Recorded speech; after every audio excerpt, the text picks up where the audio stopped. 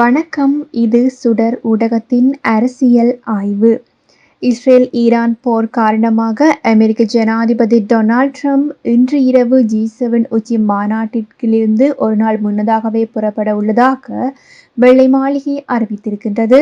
தெஹ்ரானில் வசிப்பவர்களை வெளியேறுமாறு அவர் எச்சரித்ததை தொடர்ந்து இந்த அறிவிப்பு வெளியிடப்பட்டிருக்கின்றது.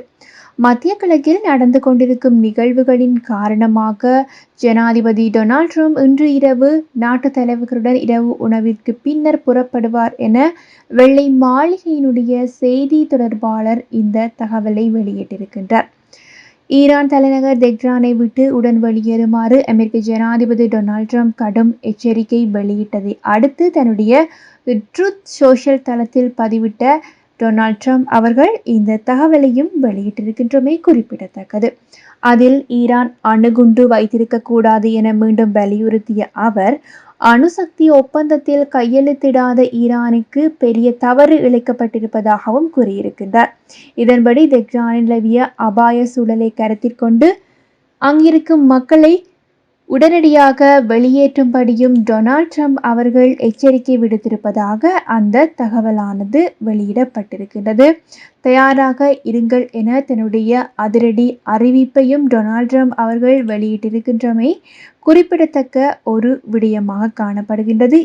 G7 உச்சி மாநாட்டில் இருந்து கனடாவில் இருந்து தேசிய பாதுகாப்பு சபை தயாராக இருக்க வேண்டும் என டொனால்ட் ட்ரம்ப் அவர்கள் அறிவித்திருப்பதாகவும் அந்த தகவலானது வெளியிடப்பட்டிருக்கின்றது.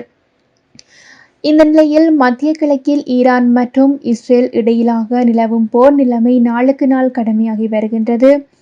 இஸ்ரேலில் உள்ள குடிமக்கள் உடனடியாக வெளியேற வேண்டும் என ரஷ்யா எச்சரிக்கை விடுத்ததுடன் அதனோடு 30க்கும் மேற்பட்ட அமெரிக்க எரிபொருள் நிரப்பும் KC-135 மற்றும் KC-46 ரக விமானங்களும் ஐரோப்பாவிற்கு புறப்பட இருக்கின்றன.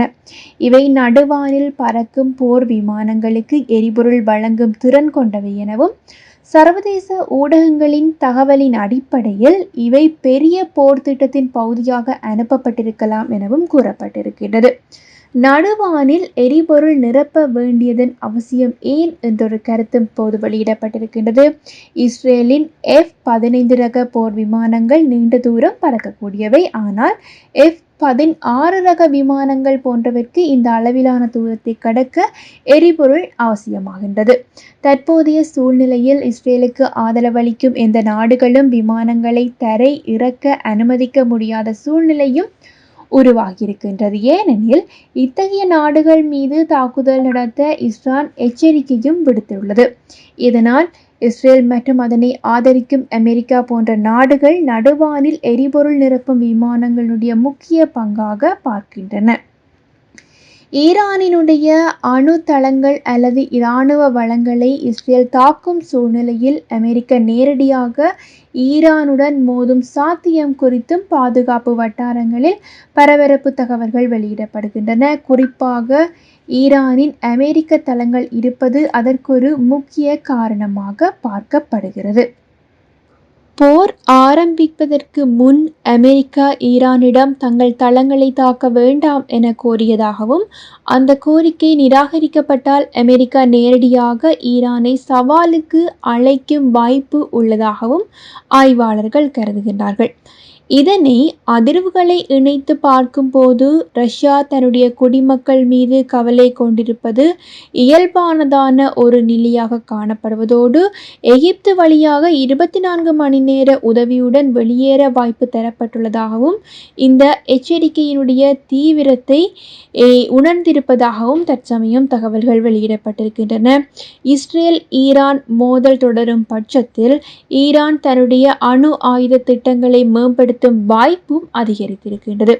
இது உலகளாவிய அணு போர் அபாயத்திற்கே வழி வகுக்கும் எனவும் இந்தியா பாகிஸ்தான் போன்ற ஏற்கனவே பதட்டத்தில் உள்ள நாடுகளுக்கு இடையே மேலும் பதட்டத்தை அதிகரிக்கலாம் என்ற நிலையும் தற்சமயம் உருவாக்கப்பட்டிருக்கின்றது. இது இவ்வாறு இருக்கையில் தேசிய பாதுகாப்பு சபை கூட்டமானது வெள்ளை மாளிகையில் பாதுகாப்பு மற்றும் அவசர நிலை முடிவுகளில் பயன்படுத்தப்படும் உயர் பாதுகாப்பு வாய்ந்த அறையில் இடம்பெறவுள்ளது. இதேவேளை குறித்த தகவலை வெள்ளை மாளிகையினுடைய செய்தியாளர் வெளியிட்டிருக்கின்றார். அமெரிக்காவினுடைய ஜனாதிபதி டொனால்ட் ட்ரம்ப் அவர்களும் புறப்பட இருப்பதாகவும் அந்த தகவலானது தற்சமயம் வெளியிடப்பட்டிருக்கின்றது.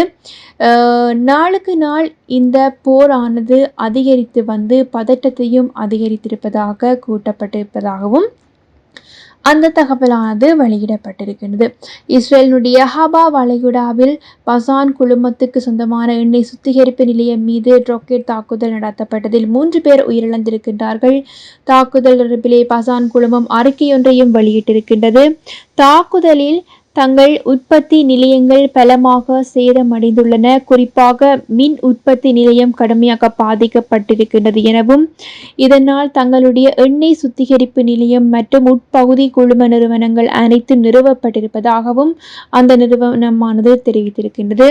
மேலும் மின் விநியோகத்தை மீள செயற்படுத்த இஸ்ரேல் மின்சார கழகத்துடன் இணைந்து தாங்கள் பணியாற்றி வருவதாகவும் கூறியிருக்கின்றார்கள். பசான் எண்ணெய் சுத்திகரிப்பு நிலையம் ஹபா வளைகுடா பகுதியின் மிகவும் அடர்த்தியான மக்கள் வாழும் ஒரு பகுதியாக காணப்படுகிறது.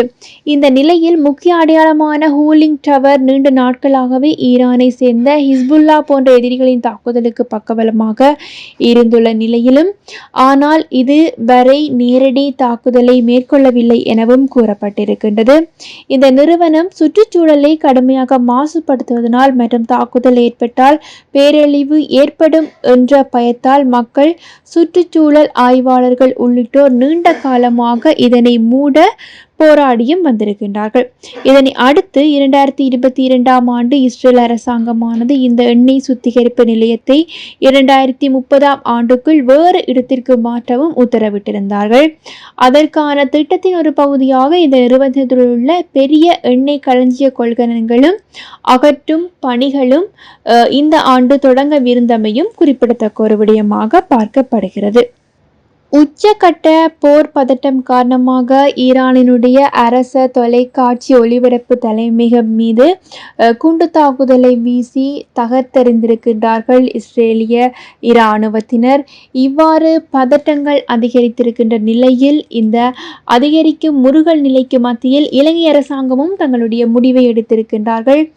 இஸ்ரேலுக்கு வேலை வாய்ப்பிற்காக இலங்கையர்களை அனுப்புவது தற்காலிகமாக நிறுத்தி வைக்கப்பட்டுள்ளதாக வெளியுறவுத்துறை மற்றும் வெளிநாட்டு வேலைவாய்ப்பு பிரதி அமைச்சர் அருண் ஹேமச்சந்திரா அவர்கள் தெரிவித்திருக்கின்றார். இஸ்ரேலுக்கும் ஈரானுக்கும் இடையே நிலவும் போர் சூழல் நிலைமை காரணமாக இந்த முடிவு எடுக்கப்பட்டிருப்பதாகவும் அவர் தன்னுடைய முன் எச்சரிக்கை தகவல்களை வெளியிட்டிருப்பதாகவும் அந்த தகவலானது இலங்கை வட்டாரத்தில் இருந்து வெளியிடப்பட்டிருப்பதாக கூறப்படுகிறது. இவ்வாறு இருக்கையில் உலகின் மிக முக்கியமான எண்ணெய் கப்பல் பாதையை மூடவும் ஈரானானது திட்டமிடப்பட்டிருப்பதாகவும் நீண்ட கால விளைவுகள் காரணமாக இஸ்ரேலுக்கு கடும் கண்டனம் தெரிவித்திருக்கின்றார்கள் துருக்கியும் ரஷ்யாவும் என்றொரு தகவலும் கூறப்பட்டிருக்கின்றது. ஈரானுக்கு பாலிஸ்டிக் ஏவுகணைகளை இந்திய ஊடக தகவலை அடியோடு பாகிஸ்தானும் மறுத்திருக்கின்ற நிலையில் ஈரானினுடைய உச்ச தலைவரை பழி வாங்கினால் போர் முடிவுக்கு வரும் என இஸ்ரேலிய பிரதமர் தன்னுடைய கருத்தையும் வெளியிட்டிருப்பதாகவும் கூறப்பட்டிருக்கின்றது. மிக கடுமையானதொரு கொந்தளிப்பிலே இஸ்ரேலிய பிரதமர் பெஞ்சமின் நெதன்யாகு அவர்கள் இருந்து வருவதாகவும் ஈரானின் உச்ச தலைவர் அலி ஹமேனியை படுகொலை செய்தால் மட்டுமே இந்த மோதலை முடிவிற்கு கொண்டு வர வேண்டும் எனவும் இஸ்ரேல் பிரதமர் பெஞ்சமின் நெதன்யாகு கண்டனம் வெளியிட்டிருப்பதாகவும் அந்த தகவலானது வெளியிடப்பட்டிருக்கின்றது. மேலும் தகவல்களை அறிந்து கொள்ள சுடர் ஊடகத்தோடு இணைந்திருங்கள். நன்றி.